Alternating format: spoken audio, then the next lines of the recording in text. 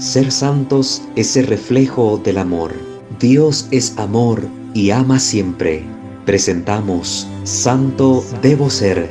Recorramos juntos el camino a la santidad al que hemos sido llamados. Escúchanos y conoce más sobre la vida en el espíritu de santidad.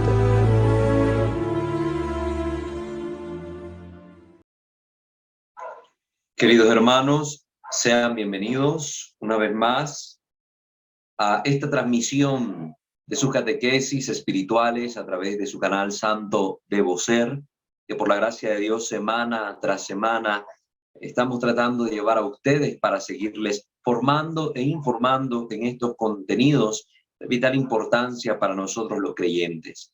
Les invitamos a suscribirse a este canal y a activar la campana de notificaciones si aún no lo han hecho, y también visitar nuestros otros dos canales, Misterio de Fe, en el cual estamos compartiendo nuestras catequesis de tipo litúrgico, y también nuestro canal Creo, Señor, Yo Creo, donde encontrarán ya varias temáticas desarrolladas en materia doctrinal, bíblica, apologética, que les puede ser de utilidad.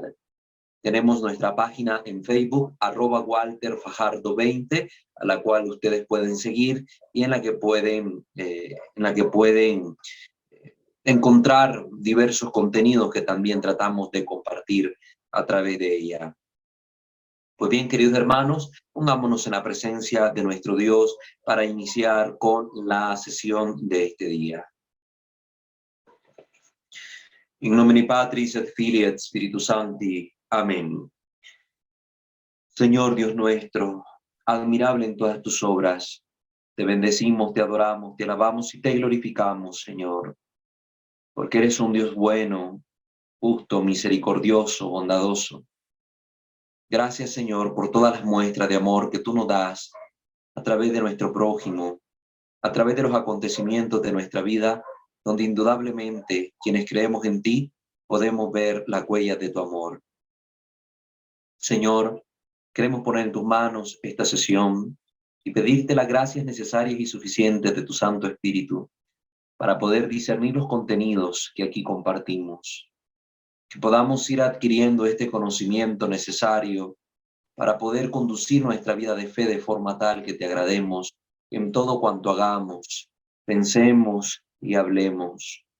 Te pedimos también la maternal intercesión de nuestra Reina y Señora, nuestra Madre, la siempre Virgen María, de los santos y de los ángeles, que nos alcancen de ti las gracias necesarias para nuestra salvación eterna, para el servicio adecuado a la comunidad cristiana y para la glorificación de tu nombre, Señor.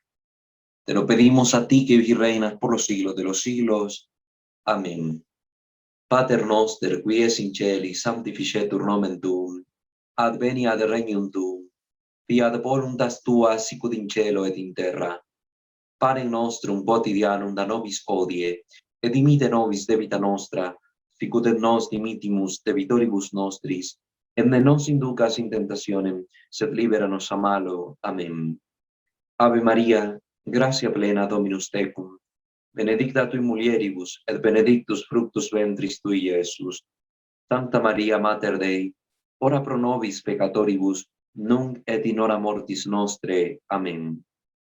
Gloria Patri et Filio et Spiritui Sancto, sicut erat in principio et nunc et semper et in saecula saeculorum. Amén. Ave Maria Purissima, sine labeo concepta, in nomine Patris et Filii et Spiritus Sancti. Amén. Queridos hermanos, hemos estado desarrollando todas estas temáticas que tienen que ver con la materia demonológica, que lógicamente tiene que desarrollarse ampliando ciertos temas para su mejor comprensión. Recuerden que hay muchas temáticas concatenadas que están unidas las unas a las otras y que es necesario al menos tocar algo, esbozar algo de esas otras temáticas para ir comprendiendo mejor nuestra temática principal sobre los demonios.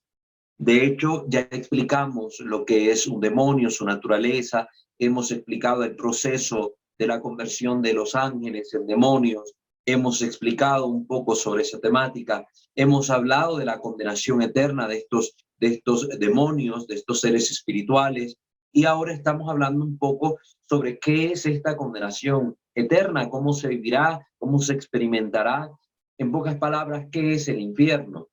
Ya la sesión pasada hemos desarrollado una primera parte basándonos en los contenidos del catecismo de la Iglesia Católica, que pues poquito a poco fuimos desglosando precisamente los numerales del 1033 al 1037. En esos numerales se encuentra lo que nos habla el catecismo de la Iglesia Católica de forma específica sobre el infierno.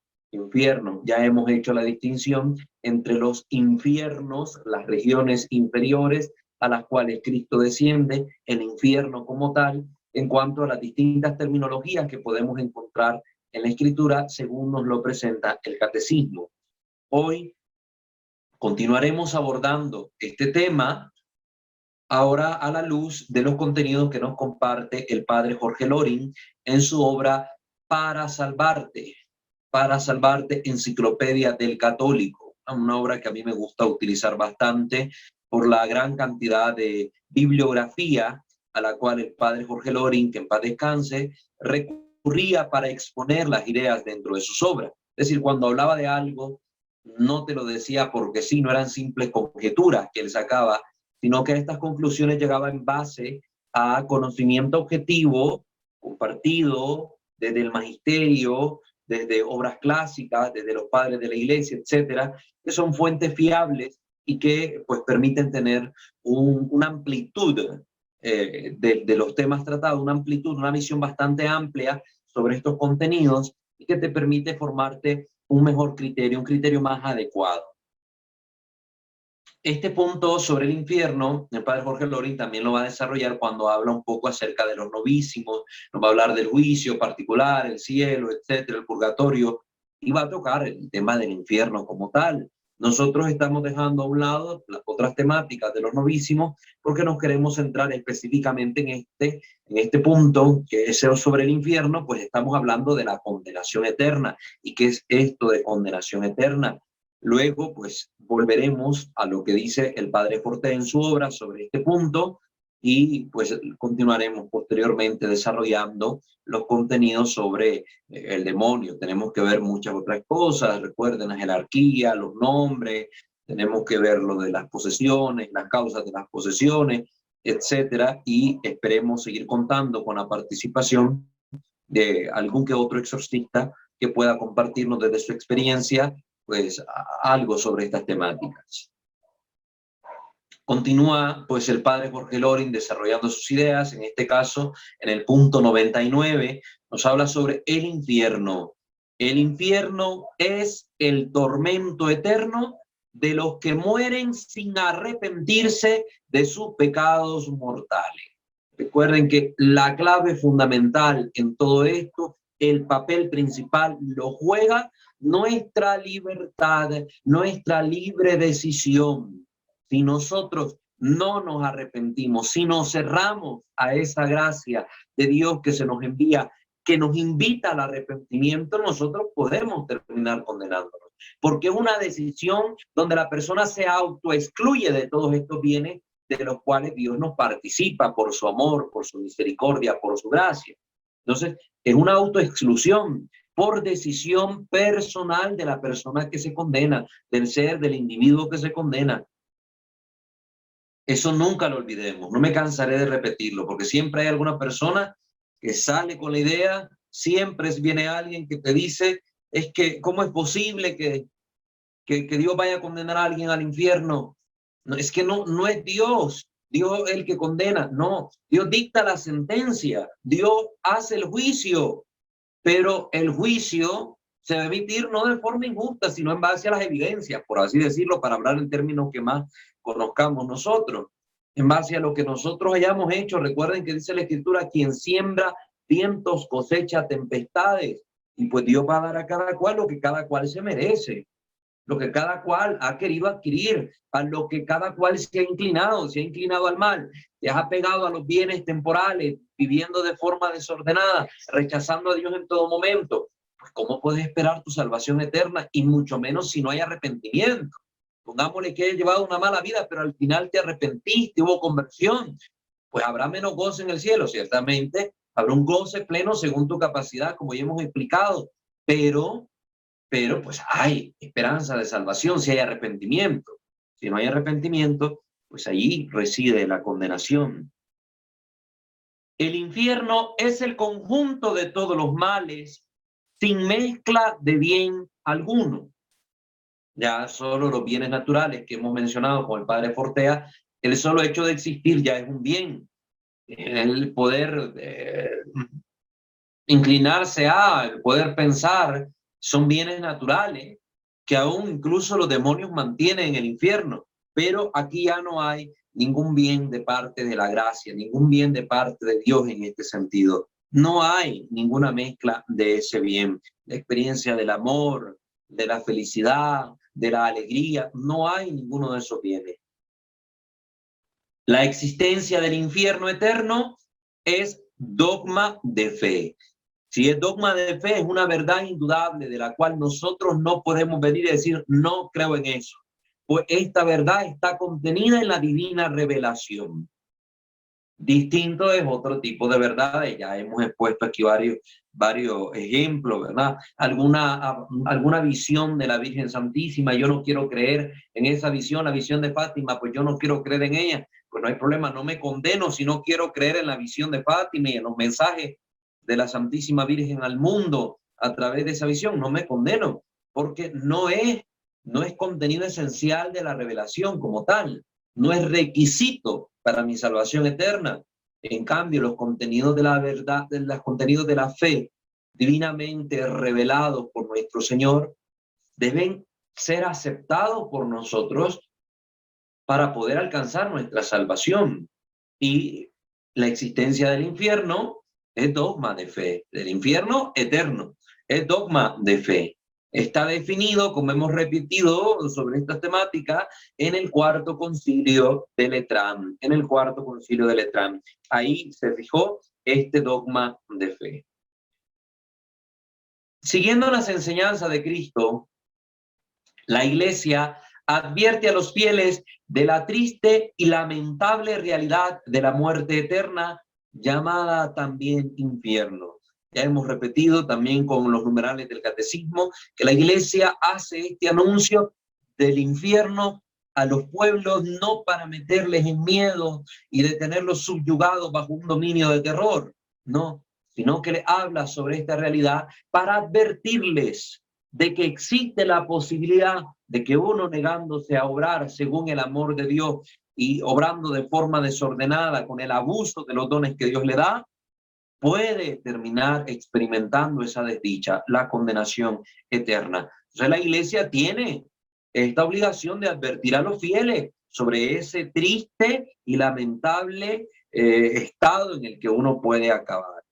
Porque la verdad es que Jesús ha venido a predicar un mensaje de misericordia, de amor, de salvación. Y es voluntad de Dios que todos los hombres se salven, como dice la Escritura en la primera carta de Timoteo, capítulo 2, versículo 4. Pero es el hombre quien debe responder a este mensaje de salvación, pues la salvación es gratuita y puede ser gratuitamente recibida o gratuitamente rechazada. Y es ahí donde está la condenación, no lo olviden. El hombre siempre puede decir no al plan salvador de Dios y elegir el infierno viviendo de espaldas a Dios. Y ya se experimenta desde esta tierra el infierno con nuestras actitudes, con nuestro negarnos a experimentar la gracia en nuestra vida, con esta actitud de cerrazón total a un ser sobrenatural, a un ser que trasciende esta realidad y que quiere manifestarse como Padre benevolente, que nos ama y que se ha revelado. Cuando nos cerramos a esta realidad, ponemos en peligro nuestra salvación eterna. El pecado indudablemente es obra del hombre y el infierno es fruto del pecado. El infierno es fruto del pecado.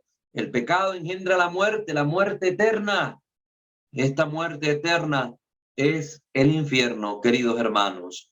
El infierno es la consecuencia de que un pecador ha muerto sin pedir perdón a Dios por sus pecados. Ya no, pongámosle que ya no se pudo ni confesar la persona, pero hizo, como hemos explicado en la sesión anterior, un momento donde hizo un acto de contrición perfecta, lo más perfecto posible, un reconocimiento sincero de su estado pecaminoso de vida y de su alma podrida, pero que apela a la misericordia divina del buen Dios. Pues esa persona al final podrá experimentar la misericordia de Dios. Recuerden que al final Dios lo que quiere es la salvación del hombre, no la condenación. Dios no está esperando ahí, fallaste, al infierno, ¡pum! Ya. No, que Dios no es un Dios malo. Si fuera así de malo, pues es que no daría chance de cometer un segundo pecado. Con el primero que cometiéramos, ya Dios abriría las fauces de la tierra, por hablarlo de forma literal y expresiva, las fauces de la tierra que nos tragarían con justa razón. Y hasta ahí nomás. Pero ¿por qué Dios permite que le ofendamos una y otra y otra y otra vez y no nos pasa nada malo, entre comillas? Por su misericordia, que es paciente y que quiere que nos salvemos y que conoce la realidad humana herida por el pecado y que tenemos una naturaleza frágil, donde por la concupiscencia de la carne nos inclinamos más a lo malo que a lo bueno, y nos pasa la de San Pablo, pensamos todo el bien que deseamos hacer y terminamos cometiendo el mal que no queremos. Pero Dios tiene misericordia, es paciente y nos pide sí acto de conversión. Bueno, fallaste en esto, levántate, no peques más, como le dijo a la adúltera, vamos, arrepiéntete, conviértete, tú puedes. Y Dios nos dice, yo no creé a un ser humano inútil, lo creé inteligente, libre, muy capaz de usar su voluntad para el bien. Vamos, esfuérzate, fallaste en algo, pero en esto no has fallado, te puedes levantar, vamos, yo te ayudo, te doy la gracia. Y Dios es un optimista para con el hombre, es un optimista. Somos nosotros los que somos muy pesimistas para con la realidad humana. Pero piénsenlo bien, no bastaría un solo pecado, que es ofensa al amor infinito de Dios, un solo pecado para que ya nos condenáramos. Si Dios fuera así pongámosle de cerrado como los seres humanos, y dijera, no, si fallas una vez, a la porra, va al infierno. Dios no es así.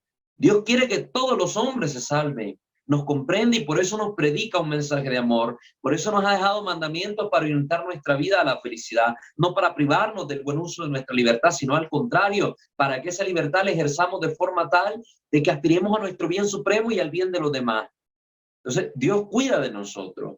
Dios cuida de nosotros. Y en vez de abrir el infierno al primer pecado que cometamos, Dios nos hace múltiples llamados de amor, es paciente, es consciente de nuestra realidad y deposita en nosotros, con mucho amor y confianza, la decisión final de nuestro destino eterno. Nosotros decidimos, al final, hacia dónde queremos irnos. Y el día del juicio, simple y sencillamente recibiremos aquello que nosotros nos inclinamos a buscar más desde esta vida. No olviden eso, ¿verdad? No olviden eso. No tenemos aquí una visión pesimista de lo que es el hombre ni de las realidades. Al contrario, una visión muy realista y muy optimista desde el amor y la misericordia de Dios.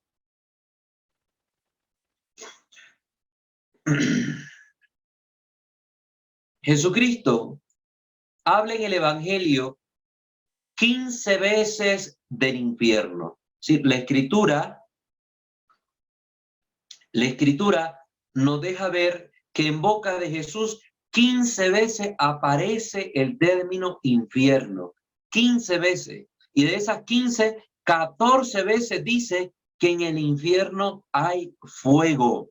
Imagínense qué cosa más terrible. En el infierno hay fuego. Y en el Nuevo Testamento se dice 23 veces que hay fuego en el infierno. Aunque este fuego, tenemos que entender, es de características distintas al fuego de la tierra, pues atormenta a los espíritus, no a los cuerpos. Hay un fuego natural, un fuego físico. Yo enciendo una hoguera, ¿verdad? Con unas piedritas, hay unas ramas, la yesca, enciendo aquella hoguera, yo meto la mano al fuego, me quema el cuerpo, no me quema el alma no la afecta el fuego material. Pero cuando Jesús nos habla sobre el infierno, se nos utiliza el término fuego para expresarnos una realidad que atormenta el espíritu. Y es que recordemos que en la Escritura también ya se nos presentan distintos tipos de fuego.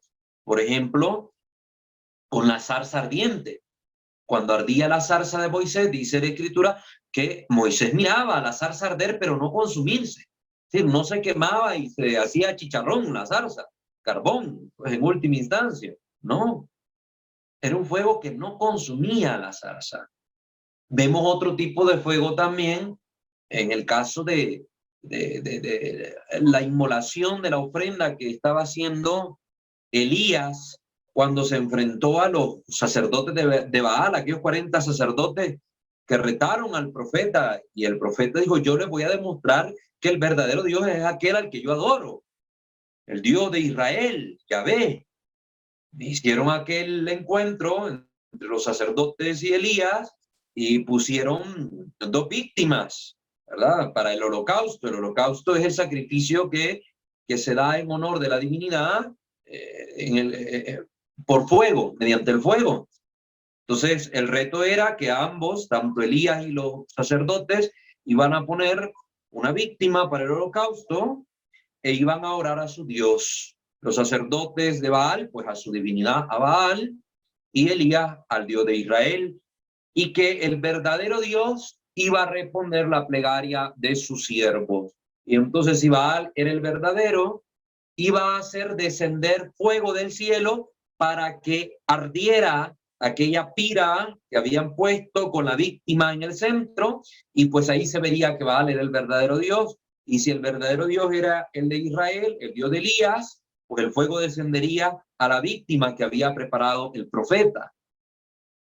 Resultó pues de que pasó todo el día y los sacerdotes de Baal invocaron a su Dios y su Dios no respondió. El profeta se le burló en varias ocasiones a los sacerdotes: griten más fuerte, tal vez su Dios está dormido, no los escuche, etcétera.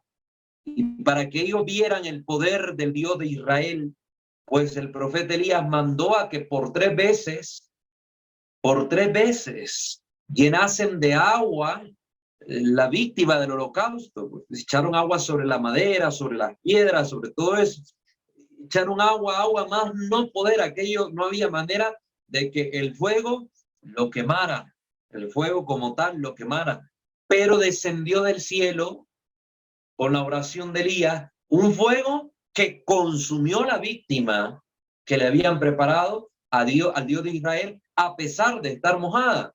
Entonces, era un fuego de otra naturaleza que tenía estas propiedades potentes. Entonces, en la Escritura nos van a aparecer distintos tipos de fuego. En el Nuevo Testamento se nos va a hablar de un fuego que tiene la capacidad de atormentar a los espíritus. Vamos, que tal vez el término como tal expresa una realidad y no necesariamente quiere decir de forma literal que sea fuego, aunque no se excluye la posibilidad, solo que sería un fuego de otra naturaleza. Sin embargo, la Sagrada Congregación para la Doctrina de la Fe dijo el 17 de mayo de 1979 que aunque la palabra fuego en la Escritura es solo una imagen o representa una imagen de algo más, debe ser tratada con todo respeto, porque si la Escritura, si el Señor quiso consignar ese término para expresar esta realidad que atormenta las almas, pues nosotros debemos aceptar lo que el Señor revela y por ende debemos tratar este fuego con respeto. ¿Por qué? Porque hay teólogos, estudiosos de la Escritura, que quieren minimizar la función de estos términos en la Escritura y hacerlos pasar por algo superfluo y sin importancia. Que lo importante únicamente está en lo que se quiere decir como tal o expresar bajo el símbolo y no en el símbolo. Y el símbolo también tiene una importancia, porque si Dios quiso servirse de esos símbolos, como quiso servirse, por ejemplo, de dos elementos, el pan y el vino, para expresar y manifestar una realidad mayor que su presencia real a través de la transustanciación, cambiando el pan en su cuerpo y su sangre, el vino en su sangre, pues nosotros quiénes somos para decirle: Señor, yo no quiero que sea pan, yo quiero que sea, no sé, una tortilla, que lo que se transfigure, que se transustancie sea una tortilla, no un pedazo de pan, porque me gusta más la tortilla que el pan. ¿Quién soy yo para decirle al Señor qué materia va a usar, qué símbolo va a decir, qué expresiones quiere Él utilizar? Ya claro, por si acaso a alguien le entra duda, no estoy diciendo que la Eucaristía sea simbólica. Estoy defendiendo el uso de los términos, el uso de las materias, el uso de los elementos que el Señor quiere escoger. En este caso, hablamos de un símbolo, el símbolo del fuego, para expresar una realidad que atormenta a los espíritus.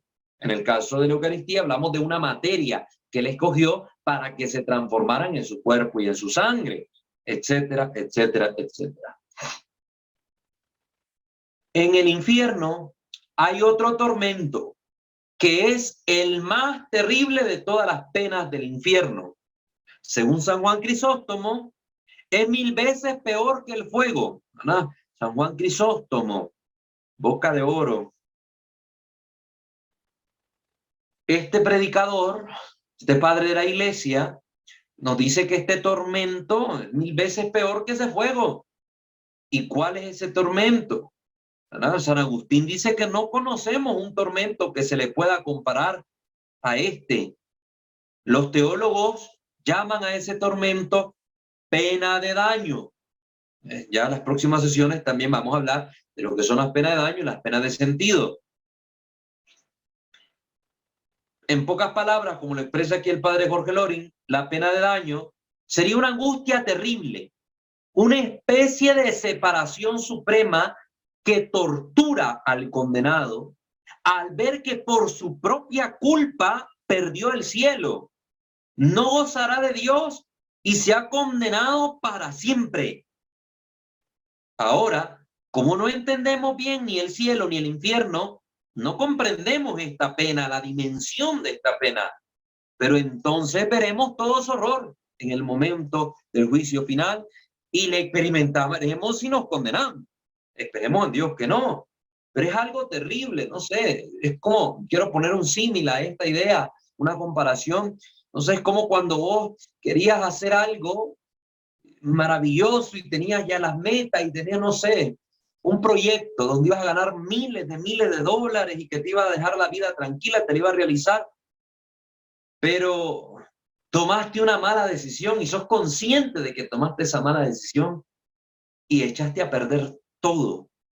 Perdiste todo, absolutamente todo, hasta lo poco que tenías lo perdiste porque lo hayas invertido en esto. En ese momento caes en la conciencia de que tomaste la decisión equivocada. Esa decisión terrible y que te trajo abajo todo esto. Experimentas una angustia por dentro.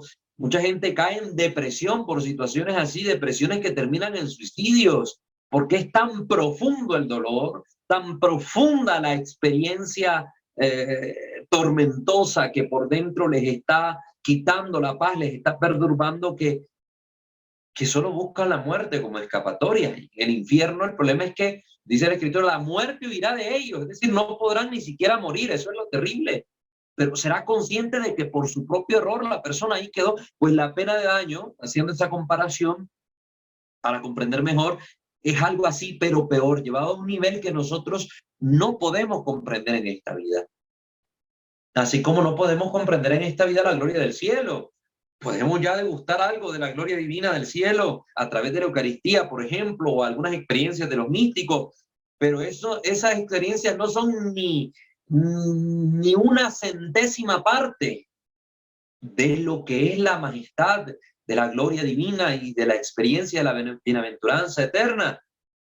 Pues lo mismo decimos en paralelo o en contraposición respecto al infierno. No tenemos una idea real, tal cual, de las dimensiones de lo que significa la pena de daño.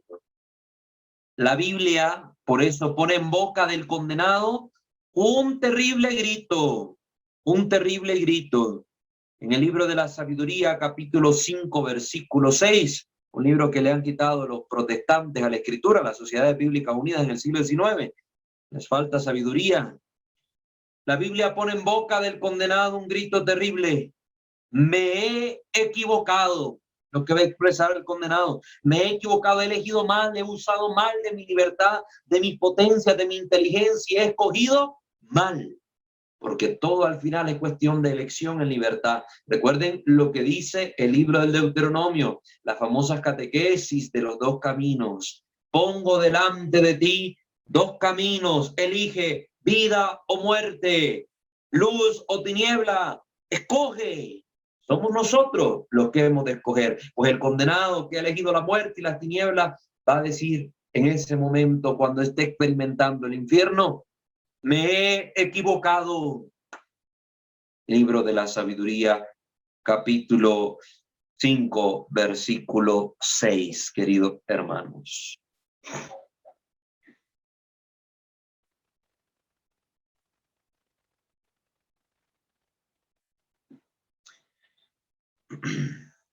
No hay que confundir el infierno con los infiernos a los que Cristo fue después de morir. Ya les he explicado que aquí a veces hay debates teológicos sobre este tema. Realmente Jesús bajó hasta los infiernos donde estaban todos los condenados, o bajó solo a las regiones inferiores donde esperaban los justos. ¿Hasta donde bajó? Pues hay teólogos, por ejemplo Santo Tomás de Aquino habla del descenso de Jesús hasta los infiernos, tal cual, los infiernos donde estaban los condenados. Otros teólogos hablan sobre el Sheol, o sobre el que se le llamaba como limbo de los padres, o el seno de Abraham, donde estaban los justos que esperaban a Cristo.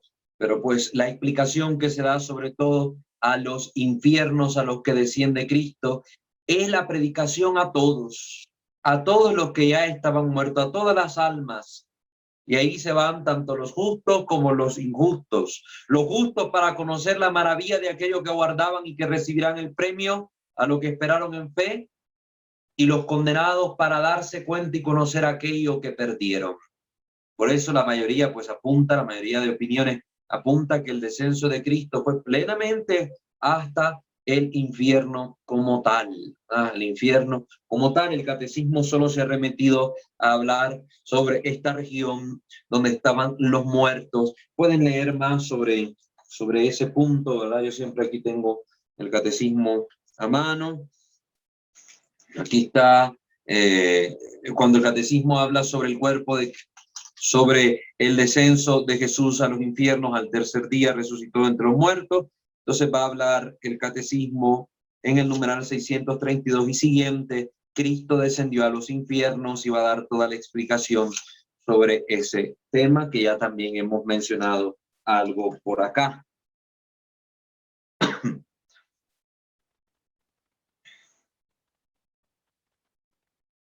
Si un condenado, después de haber probado el infierno, pudiera volver a la tierra para hacer méritos y así librarse del infierno, ¿qué haría? ¿Cómo atesoraría méritos? Pues nosotros podemos todavía hacerlo y sin haber probado el infierno. Así que no esperemos, estando dándole vueltas en la cabeza tantas teorías e hipótesis, cómo haría, qué podría hacer para cambiar eso. No, centrémonos en la realidad de nuestra existencia, nuestro presente. Hoy estoy vivo. ¿Qué hago hoy yo con la vida que tengo y la oportunidad maravillosa para evitar no condenarme? No condenarme. Si estuvieran 10 personas acá en una reunión y bajara un ángel del cielo y dijera: de los 10 que están acá, solo uno se va a condenar al infierno, ¿no haría yo hasta lo imposible por no ser ese uno que se va a condenar al infierno? Y si dijera: solo uno de ustedes se va a salvar, los otros 9 van para el infierno, ¿no haría yo hasta lo imposible por ser ese uno que se salve?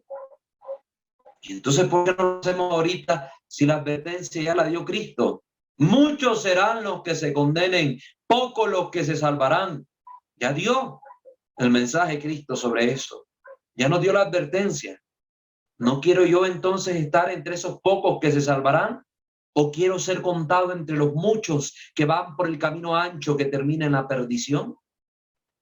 Depende de mí, hermanos. ¿Cuánto esfuerzo yo pongo en amar a Dios, en amar al prójimo? Porque realmente todo se reduce al amor auténtico, no a las malas formas de entender el amor que hoy se se venden por el mundo entero, esas máscaras de amor que lo que ocultan detrás en su realidad es una forma desordenada de la afectividad humana. Pero bueno, ese es otro tema. Al amor auténtico, al amor que se dona, al amor que busca el bien real del otro. Todo se reduce a amar de verdad. Por eso San Agustín decía, ama y haz lo que quieras. Cuando amas de verdad, nunca obras mal. Pero cuando tu amor está viciado, está desordenado, no está rectamente orientado, lo que obres siempre tendrá algo malo de por medio, por mucha apariencia de bueno que pueda manifestarse.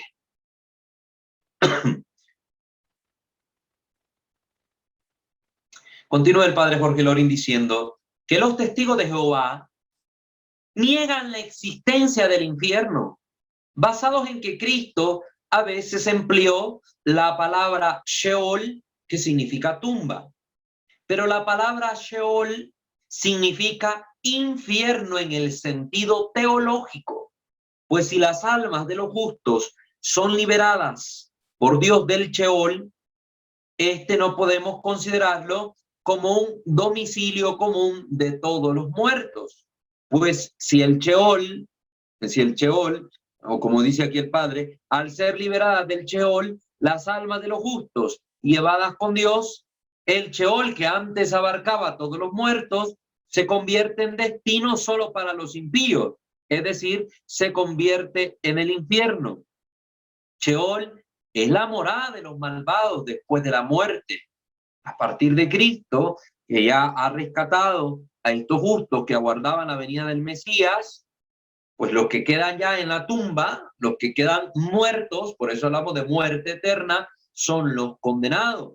Por eso el Sheol es el infierno como tal en el Nuevo Testamento a partir del acontecimiento Cristo. La doctrina católica sobre la existencia del infierno no se basa en palabras metafóricas que Cristo pudo emplear en alguna ocasión, como el malentendimiento que tienen por eso los testigos de Jehová sobre esto, sino en la doctrina que desarrolló repetidas veces en sus enseñanzas, tal como se contiene en el Evangelio. Cristo en distintas partes del Evangelio habló sobre la condenación eterna, sobre la perdición, habló sobre las tinieblas, habló sobre las tinieblas a las que van a ser arrojados los que al final pues no hagan la voluntad de Dios, habló sobre el rechinar de dientes, sobre el llanto, sobre el gusano que no muere, habló sobre todo esto. Es decir, no solo nos basamos en una palabra específica que Jesús utiliza con un sentido que en el momento era comprendido, pongámosle de esta forma metafórica, pero que después en el desarrollo posterior de los otros escritores bíblicos se va entendiendo qué quiso decir con esta palabra que empleó. Como dice acertadamente Arístides Vilanova, el infierno está lleno de personas que no creían en él. Esa frase aparece en la obra Toda la verdad sobre la sábana santa. Toda la verdad sobre la sábana santa. Aquí expresa esta idea este autor, Arístides Vilanova. El infierno está lleno de personas que no creían en él. Y es cierto, mucha gente que no piensa en esta realidad malvive, tranquilos en su conciencia, según ellos, porque pues si no existe Dios, no existe el diablo, y no existe el diablo, no existe pecado, no existe gracia, no existen ángeles, no existe cielo, no existe infierno. Comamos y bebamos que mañana moriremos. Dediquémonos a hacer lo que nos plazca. Dediquémonos a hacer lo que nos plazca y ya está. Y entonces terminan llevando una vida desordenada, haciendo daño al prójimo sin ningún remordimiento, que realmente la base de mucho remordimiento que tenemos nosotros como personas, donde entramos en un sentido de empatía con el otro y de comprensión, pues lo tenemos gracias a las enseñanzas morales de la iglesia. Me doy cuenta que con algo que dije pude ofender al otro, que pude herirle, que pude lastimar la percepción sobre su persona o hacerle sentir mal en un acontecimiento de vida que estaba experimentando, etcétera. Y me lleva la enseñanza cristiana a sentir cierta empatía con la persona, a comprenderle y a pedirle perdón. cuando no están estos elementos de cristianismo de trasfondo, al final a mí me da igual. Como no es mi vida, no soy yo el que estoy sufriendo, no me interesa. Ya está, punto. No hay por qué pedir perdón. Entonces, cuando no se vive bajo los preceptos de Dios, tampoco las sociedades avanzan en el sentido realmente humano.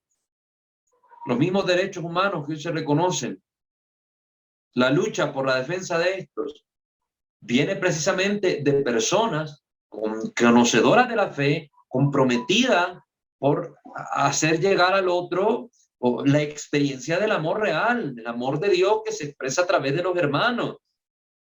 Recuerdo aquí cuando se luchó mucho en las Américas por defender los derechos de los indígenas, que se les reconociera dignidad, que se les reconociera como personas y por tanto dignos de conocer a Dios también, de ser bautizados, de tener sus tierras, de tener sus posesiones. ¿Quiénes lucharon por los derechos de los indios? Pues los frailes que misionaron en estas tierras. Fueron grandes defensores de los indígenas, precisamente porque hay esta conciencia de la moral cristiana detrás, que me lleva a reconocer al otro no como un objeto, no como un medio para un fin, sino como una persona con dignidad propia. Esto no lo olvidemos, cuando las sociedades se van apartando de Dios, cada vez más se cosifica al ser humano, se instrumentaliza al hombre. Por eso, en sociedades que cada vez se han apartado más de Dios, como las que vivimos hoy, es fácil promocionar la ley del aborto, la ley de la eutanasia. Ya un viejo no sirve, está gastando oxígeno a la porra, muerto, ¿para qué va a estorbar aquí? Ya este niño viene de forma, no importa si es un niño o una niña, no nos interesa, va a venir aquí a estorbar porque no va a servir a la sociedad, hay que matarlo, aborto. El ser humano es solo visto como un objeto. Mujeres, para la industria de la moda, sí, una muchacha no importa si está anoréxica, bulímica, no nos importa. Lo que importa es que la imagen de ella venda un producto. No importa si se siente bien, se siente mal, si al final se suicida, ya hasta es un boom mayor, más publicidad para nuestra marca, sea buena o mala, nunca hay mala publicidad. Entonces, a la gente solo se le ve como un objeto, porque se va perdiendo el sentido de lo que es el otro, o cómo he visto el otro por los ojos de Dios, no como un objeto, como una persona creada por amor, desde el amor y redimida, desde el amor, con el amor y para el amor. Pero bueno, tema para otra reflexión. El infierno es la negación del amor y el fracaso de nuestra libertad. Eso es, queridos hermanos, el infierno en pocas palabras. Es lo que dice el Catecismo Escolar de la Conferencia Episcopal Española. El infierno es la negación del amor. Quien me arrastra al infierno el egoísmo que me hace perseverar en mis vanidades, en mis envidias, en mis rencores, etcétera, etcétera. Al contrario, el amor se dona, se da, supera, perdona, sana. El infierno es la negación del amor. Y es el fracaso de nuestra libertad, porque la hemos empleado mal, porque hemos abusado de ella, hemos fracasado en este proyecto donde ella misma debió ser uno de los pilares fuertes que nos condujera al bien, por elegir las cosas buenas antes que las malas. Pero no, eligió las malas, pues el infierno es el fracaso de nuestra libertad. El infierno es la condenación eterna, es el fracaso definitivo del hombre, así de terrible es esa realidad. Aquel que con plena conciencia de lo que hace, rechaza la palabra de Cristo, le da la espalda a Jesús. Y la salvación que éste le ofrece, la que entregó en la cruz, o quien luego de aceptarla, un momento, yo soy cristiano, creo en él, se comporta obstinadamente en contra de esta ley, en contra de esta palabra, en contra de este proyecto de amor, o aquel que vive en oposición con su conciencia, estos tales no llegarán a su destino de bienaventuranza. Recuerden, los que viven en oposición con su conciencia. La conciencia, como nos dice el catecismo, es ese sagrario del hombre donde escuchamos la voz de Dios. Gente que se cierra a escuchar la voz de su conciencia y se cierra, y por eso no es capaz de experimentar remordimiento, de dolerse por sus pecados, por sus malos actos. Esa persona endurecida en su interior, esos tales no llegarán a su destino de bienaventuranza y quedarán por desgracia suya alejados de Dios para siempre por decisión personal. No es que le estemos lavando aquí las manos a Dios como Poncio Pilato.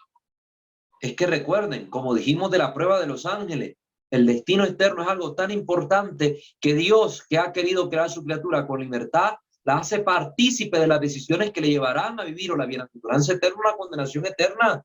Y deja en manos de sus criaturas este proyecto y Él auxilia con su gracia para que en el proyecto puedan alcanzar la bienaventuranza eterna sin forzarlos a ella. Pero es el hombre quien elige al final de cuentas. A algunos que no han estudiado a fondo la religión, les parece que siendo Dios misericordioso, no va a mandarnos a un castigo eterno.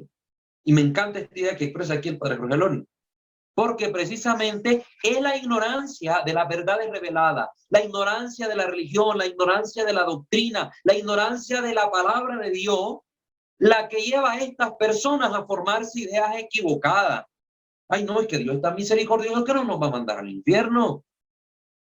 Cuidado. La ignorancia es madre de muchos males. Y por falta de conocimiento perece mi pueblo. Recuerden, está en el profeta Oseas esa palabra.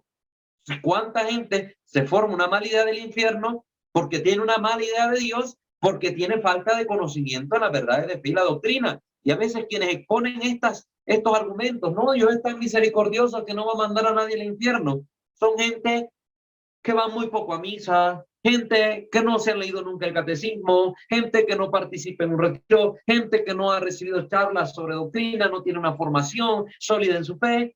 Son gente, cristianos de máscara, cristianos de ocasión, cristianos del momento, y que siempre meten la cuchara para opinar de todo, aunque no conozcan bien las cosas.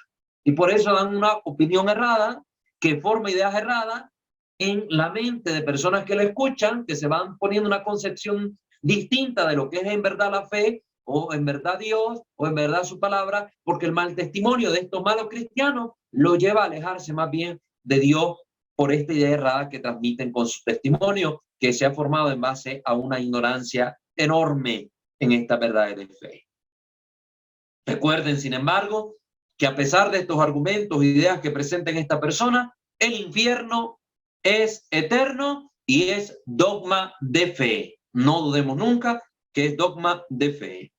Pero hemos de tener en cuenta que Dios no nos manda al infierno. Pues Dios no nos creó para el infierno, nos creó para Él, para estar con Él. Somos nosotros los que libremente elegimos el infierno. Nosotros los que libremente, abusando de los dotes con los que Dios nos revistió, recuerden, esas capacidades del alma, entendimiento, libertad y voluntad, las empleamos mal y escogemos con ese mal empleo nuestra condenación eterna. Dios mira con pena que nosotros le rechacemos a Él por el pecado. Si Dios quisiera poder tenderle las manos y decir, vénganse para acá al cielo. Pero el problema es que los que están en el infierno no le quieren tender la mano a Dios. Por eso no pueden alcanzar el perdón de Dios. No porque Dios no los pueda perdonar. Ya hemos explicado que no es un defecto del poder de Dios, que no es una deficiencia de su omnipotencia, sino más bien es una libre elección de la criatura que persiste, se persevera, casi que se encierra, se vuelve inmutable esa decisión en esa persona de darle la espalda a Dios y no querer estar con Dios. Para los condenados, Dios se convierte en el sumo mal posible. Por eso lo rechazan. Entonces el problema no está en que Dios quiera mantener a esta gente en el infierno, es que esta gente se quiere mantener en el infierno. En el corazón de Dios que ama tanto, quisiera tenerlos a todos ahí en su regazo, pero son los demonios, son los condenados los que no quieren estar en el regazo de papá.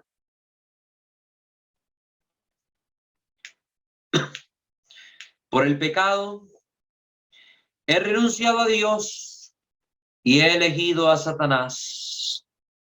Dice San Juan que el que peca se hace hijo del diablo. Eso está en la Escritura. No lo digo yo, no lo dice el padre Jorge Loring, lo dice la palabra de Dios, es decir, Dios mismo, el Espíritu Santo, hablando a través del autor sagrado, nos dice esto, que aquel que peca, el que persevera en este pecado, el que vive una vida desordenada de pecado, de vicio, de lujuria, lo que sea, el que peca se hace hijo del diablo. Eso está en la Sagrada Escritura. San Juan, en su primera carta, en capítulo 3, versículo 8. Primera carta de Juan, capítulo 3, versículo 8. El que peca se hace hijo del diablo. Es decir, que con el pecado, cuando yo tengo una tentación delante y con mi libertad, usando de mi libertad, de mi inteligencia, de mi voluntad, se inclina esta al mal. Sí, yo escojo lo malo. La tentación solo me presenta un abanico de posibilidades, como un menú. Cuando viene una tentación a mí es como que viniera un menú. Se me presenta lo que puedo yo comerme en ese menú. Yo quiero o no quiero. Yo puedo decir, no me interesa, cierro el menú y me voy de ahí. Pero de repente, si pongo atención al menú, hay como que mi inteligencia, mi voluntad se van inclinando hacia algo y de entre los platillos o de las posibilidades de aquello que puedo cometer, escojo. Yo lo estoy haciendo libremente. Yo estoy escogiendo libremente. Escojo y caigo en ese pecado. Escogí algo contrario a Dios, que era lo bueno.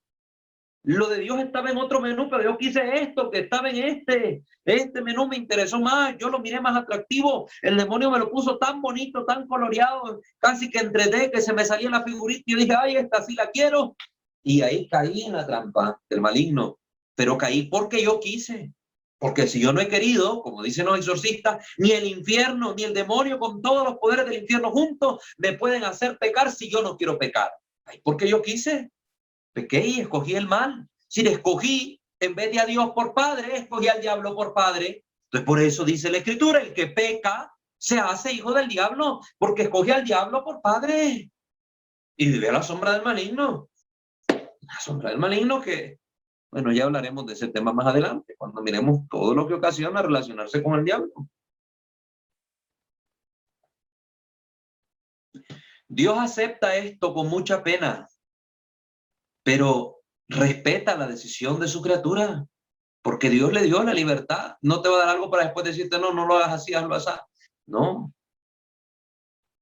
Como los padres apenados por el hijo que se ha ido de casa, así Dios también acepta y respeta esa decisión.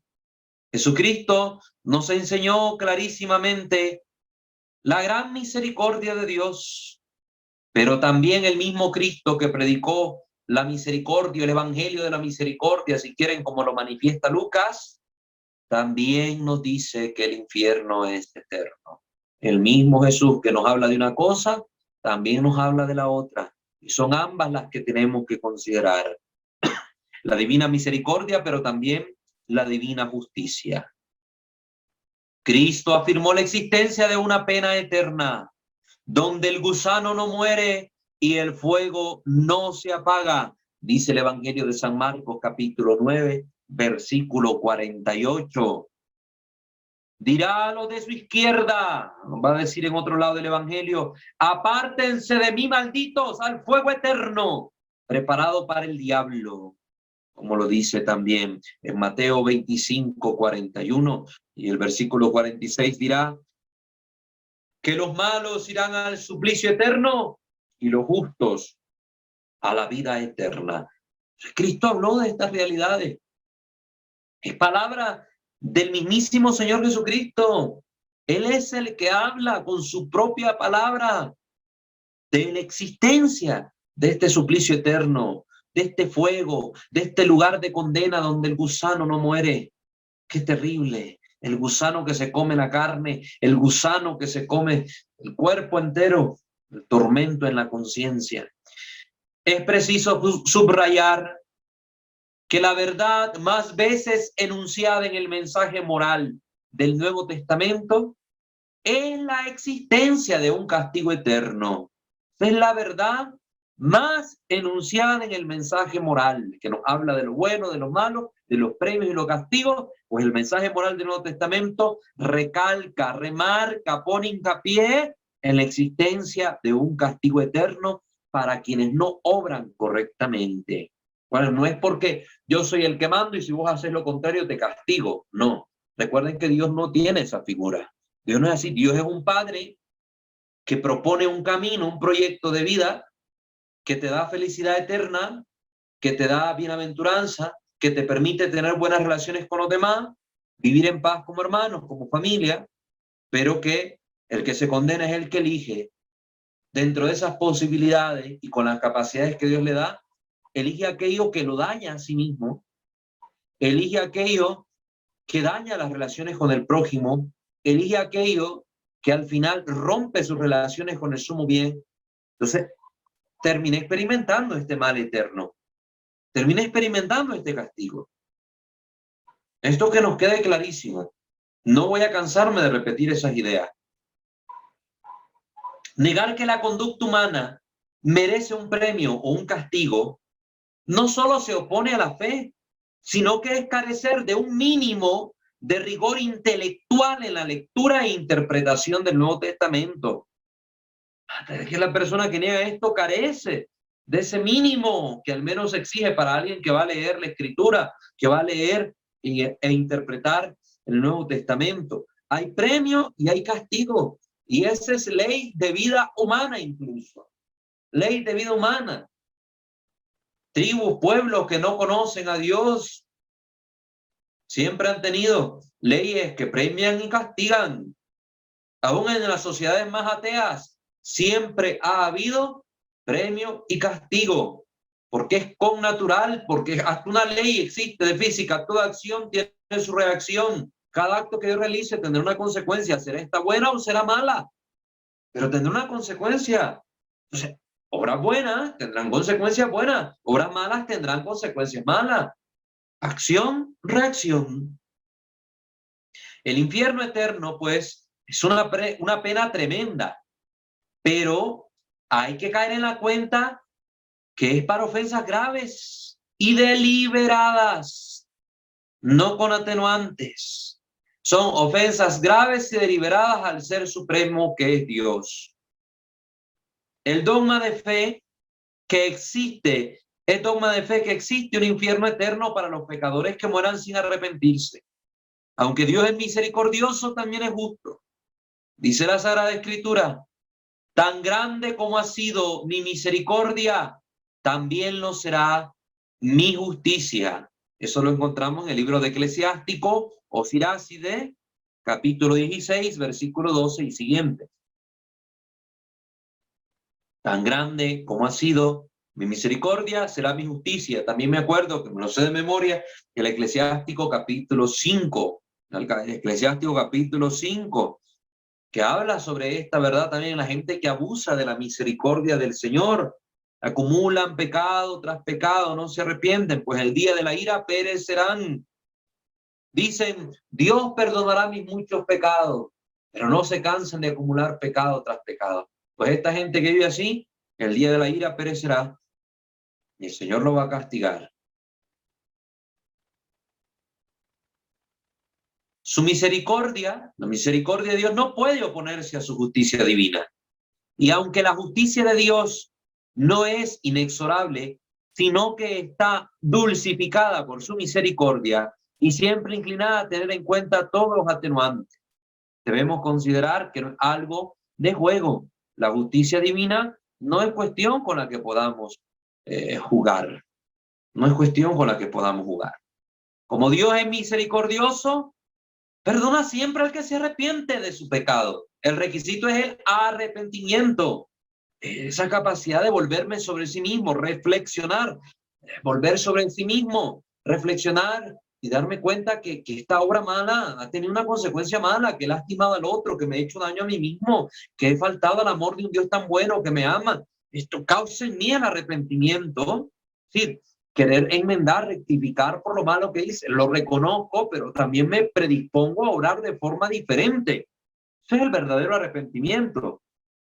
Como Dios es misericordioso, perdona siempre al que se arrepiente de su pecado, pero como es justo, no puede perdonar al que no se arrepiente. Esto no sería propio de la justicia divina. Dios no nos perdona si no estamos arrepentidos. Dios no nos perdona si no estamos arrepentidos. La justicia exige reparación del orden violado. Por lo tanto, el que libre y voluntariamente pecó y muere sin arrepentirse de su pecado, merece un castigo. Y el problema es que no todo el mundo va a tener la oportunidad de arrepentirse al final de su vida. No todo el mundo. ¿Por qué? Porque hay distintos géneros de muerte. Y está la muerte repentina, de la que los cristianos debemos orar siempre: líbranos, Señor, de la muerte repentina. Yo cuando voy manejando y de repente yo iba tranquilo y viene un loco alcoholizado y se me estrella, muero instantáneamente. No tuve tiempo ni de decir, Dios mío, perdóname. No me di ni cuenta a qué hora morí. Y si he muerto en pecado mortal porque llevaba una vida desordenada y degenerada, pues me tocará la condenación.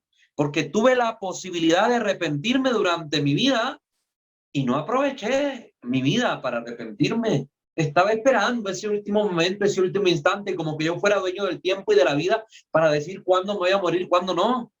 Que es la idea errónea de muchas personas hoy en día. El que libre y voluntariamente pecó y muere sin arrepentirse de su pecado merece un castigo.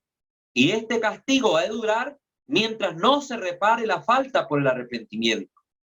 Pues las faltas morales no se pueden reparar sin arrepentimiento. El problema es que el castigo del infierno, y ahí no va a haber arrepentimiento, va a durar por eso para siempre. Sería una monstruosidad perdonar al que no quiere arrepentirse. Sería una monstruosidad perdonar al que no quiere arrepentirse. Dice Santo Tomás de Aquino que Dios no puede perdonar al pecador sin que éste se arrepienta previamente. El mismo Jesucristo pone el arrepentimiento como condición previa al perdón. Eso lo hace el mismo Jesucristo. Vayan a leer lo que dice el Evangelio de Lucas, capítulo 17, versículo 3 y siguiente. Lucas 17, 3 y siguiente. Jesucristo pone el arrepentimiento como condición previa al perdón. Ahora bien, como la muerte pone fin a la vida, el arrepentimiento se hace ya imposible, porque después de la muerte ya no habrá posibilidad de arrepentirse. Después de la muerte no se puede rectificar. La muerte fija irrevocablemente a las almas. Se acabó la oportunidad, se acabó el tiempo de la prueba, hasta aquí nomás. Es como cuando estás haciendo un examen, entregaste el examen, se acabó la oportunidad de corregir algún error y todo, lo entregaste, ya no puedes corregir nada. Te das cuenta de que tal vez tenías una respuesta mal y ya te vino la respuesta correcta a la cabeza, sí, pero ya está el examen entregado, ya no hay nada que hacer. Ya el profesor ya se fue, ya se votó los exámenes, ni modo. ¿Lo contestaste bien? Bueno, ¿lo contestaste mal? También. Igual, la muerte fija irrevocablemente a la alma. Después de la muerte no se puede merecer nada. Con la muerte se acaba el tiempo de merecer.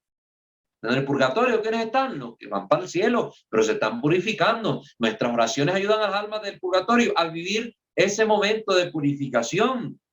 Pero no es que si estaba condenada ella la vamos a sacar, o que estamos orando para que el Señor le perdone y que no lo mande al infierno. No, no, no.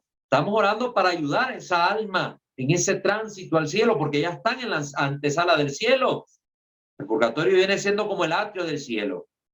Entonces, pero no es que hay nosotros, como tienen algunos la idea errónea. Ay, no sé cómo es que dicen los católicos que no se puede perdonar, que se murió en pecado y todo, y ya están orando por las almas del purgatorio. Que los que están allí son las benditas ánimas del purgatorio. Son los bienaventurados que todavía no han tenido acceso a esa plena contemplación de Dios, pero miran como allá a lo lejos, como un rayito de luz, pero están purificándose.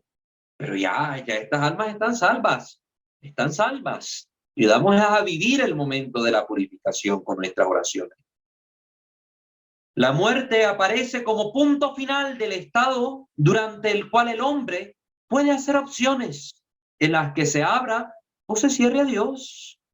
La falta del pecador que murió sin arrepentirse queda irreparada para siempre. Luego, para siempre ha de durar también el castigo.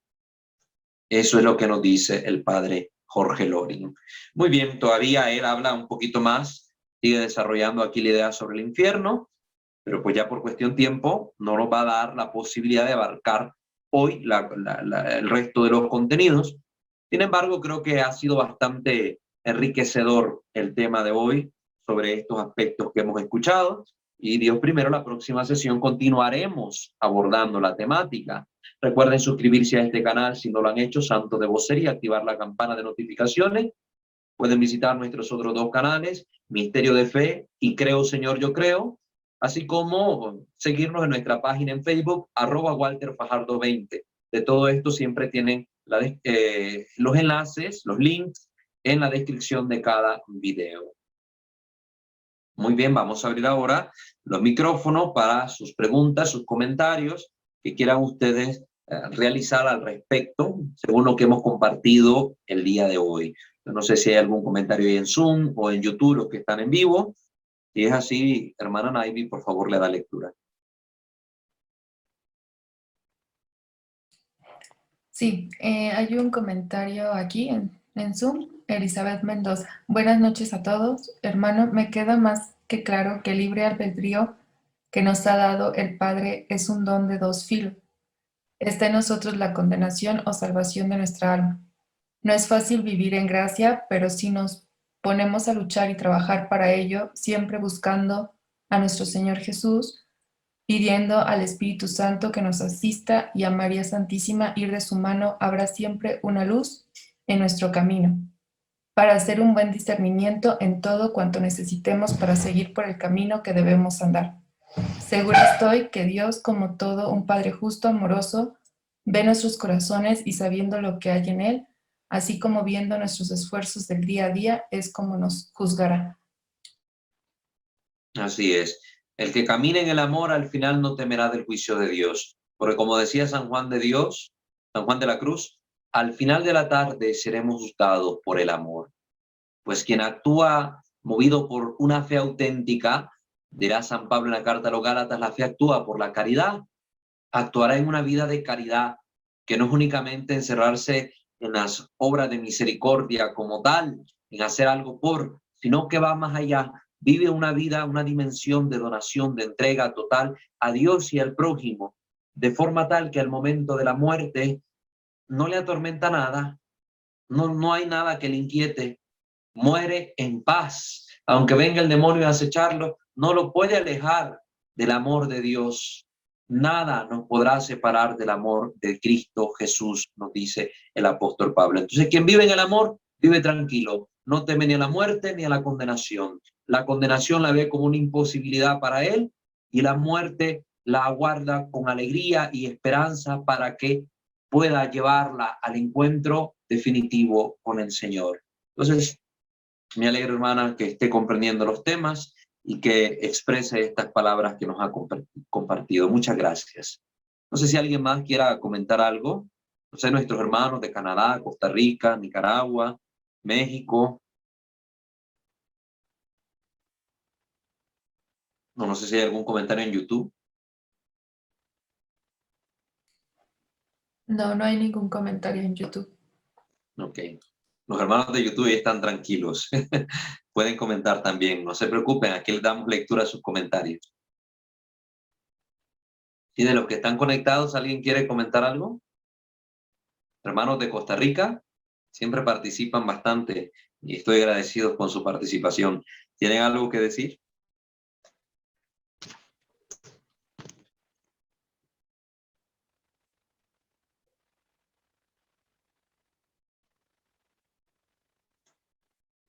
Hoy están callados también los hermanos. ¿O será que no tienen activados los micrófonos?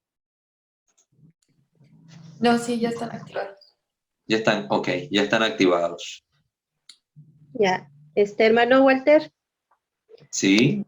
¿Quién nos buenas habla y de noches. dónde? Siempre es bueno que se presenten para que quienes no lo conocen, pues lo puedan conocer.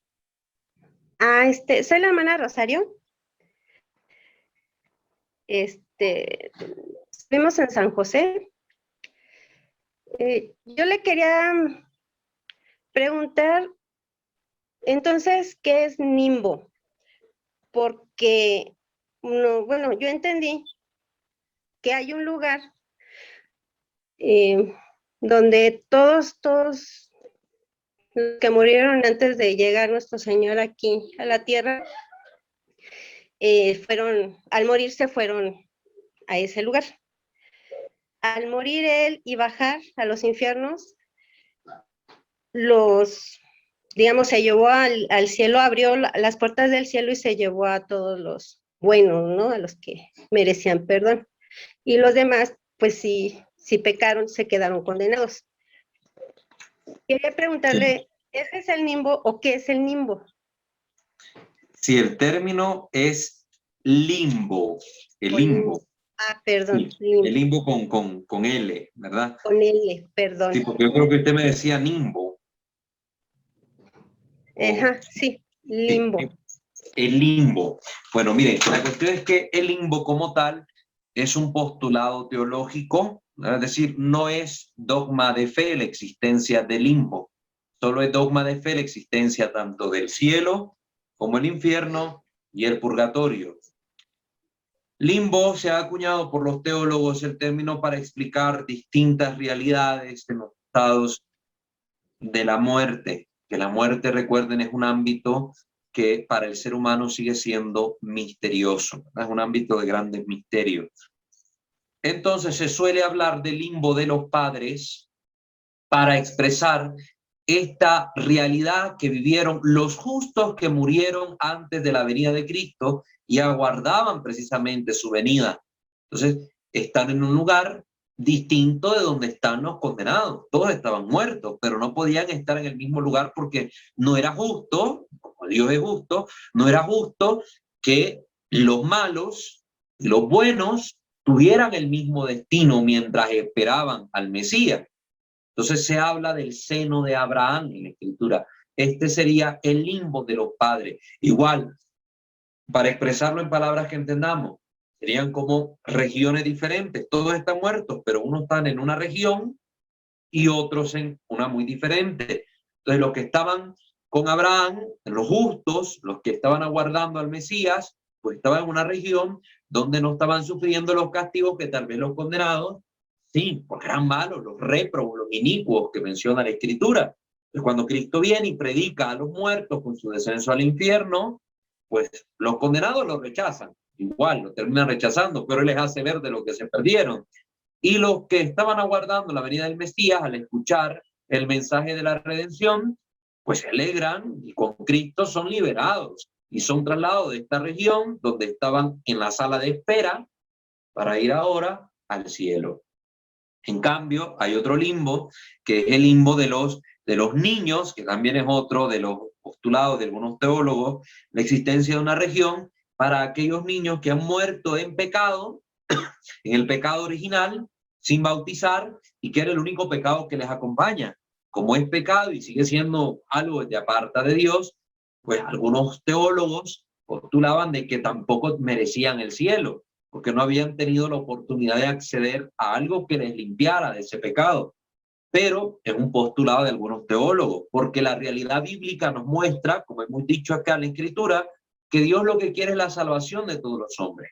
Por eso la Iglesia postula en la doctrina que presenta el catecismo, igual que Dios, por medios que nosotros no conocemos, puede llevar a la salvación a estos niños que mueren sin recibir el bautismo. Yo, de hecho, esto creo que lo toco en nuestro canal Creo Señor, yo creo, cuando hablo sobre el tema del bautismo, creo que toqué también esta temática por ahí, porque igual sucede con mucha más gente que murió sin conocer a Cristo, no recibió el bautismo y no conoció a Cristo ya después de la venida de Cristo. ¿Cuántos indígenas que vivían aquí en América durante todo este tiempo antes de que Cristóbal Colón llegara murieron sin conocer a Jesucristo? Entonces, Dios los va a condenar simple y sencillamente porque no tuvieron la oportunidad de conocer a Cristo. Esta es la manera en que actúa Dios como un ser malévolo. La Iglesia dice no. A la luz de la Escritura, sabemos que nuestro Dios lo que quiere es la salvación de todos los hombres.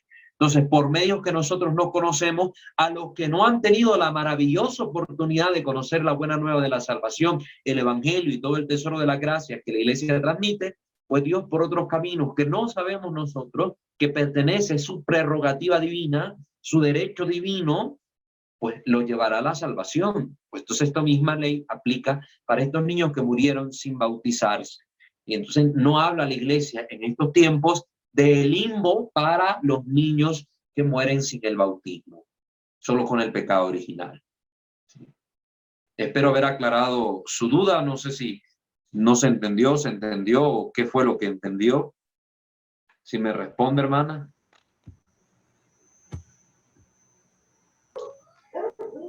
Ay, hermano, bueno, entonces son distintas áreas donde van las almas que no pueden ser condenadas por el pecado. O sea, la intención es no ponerlas junto con los pecadores porque ellos sí se merecen el castigo. Y yo entendí No que entonces eran diversas áreas. El limbo no existe. Esa es la respuesta, ¿verdad? El limbo no existe. El limbo no existe. En un momento antes de Cristo existió este estado distinto, ¿verdad? Donde estaban las almas de los justos y las almas de los condenados. Pero como los justos no podían tener acceso al cielo, tenían que estar en una región aparte de donde estaban los condenados. Vivir ese estado de la otra vida de una forma diferente que como lo vivían los condenados. Para hablar más propiamente, estado. Una vez que vino Cristo, el limbo de los padres, ese estado desapareció. Ese estado no es posible. No es posible. Entonces lo que existe únicamente después de la venida de Cristo es el cielo o el infierno. Pero como muchos cristianos mueren en un estado de imperfección, que no mueren sin rechazando a Dios, pero tampoco mueren perfectamente purificados, con un estado de gracia perfecto, entonces pasan por un momento previo de purificación antes de llegar al cielo.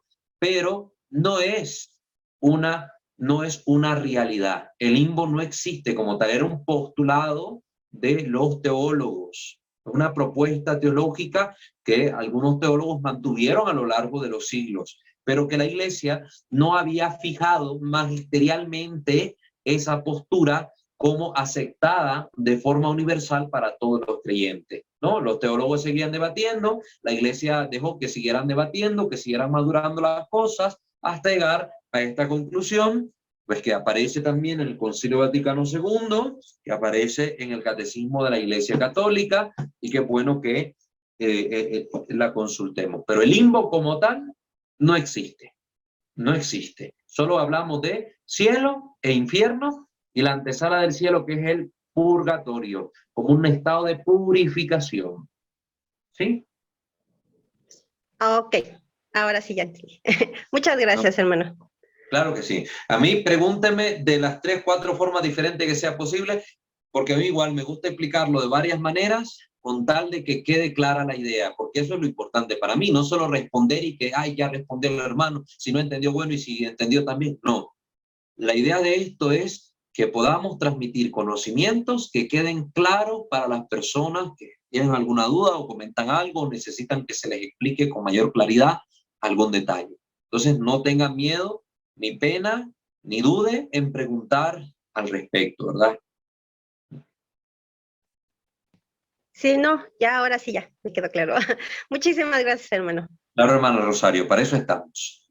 Muy bien. Gracias, hermano Marco. También ahí pusiste que el Papa Benedicto, pues sí, habló sobre eso y dejó claro, ¿verdad? Que no existe el limbo como tal, no existe. Muy bien. ¿Alguien más que quiera comentar algo?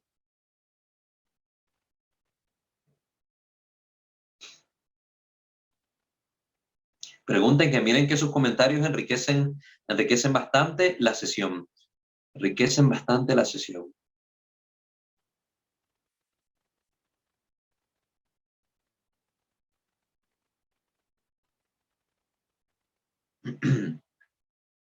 No sé, de los que están conectados de otros lados, de Nicaragua, ¿no hay nadie que quiera preguntar algo?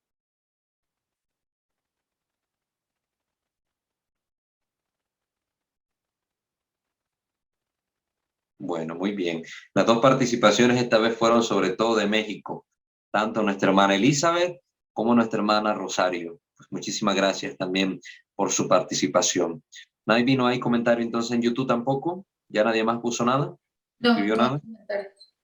Ok, bueno, entonces vamos a dar por finalizada la sesión. Si ya no hay más interrogantes sobre el tema, pues ya seguiremos desarrollándolo el próximo encuentro y hablaremos pues de otras cositas más que tenemos que saber sobre este contenido, que es muy importante que nos quede clarísimo. Bueno, pongámonos en la presencia de nuestro buen Dios. In nomine Patris et Filii et Spiritus Sancti. Amén.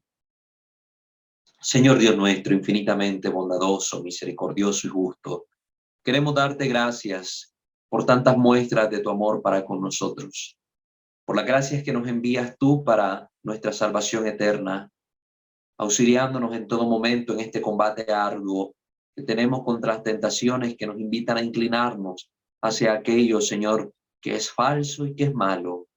Sosténnos con tu gracia, ilumínanos con tu espíritu.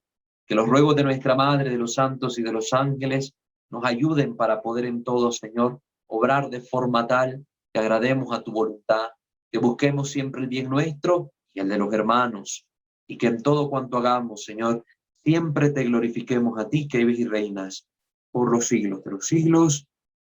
Amén.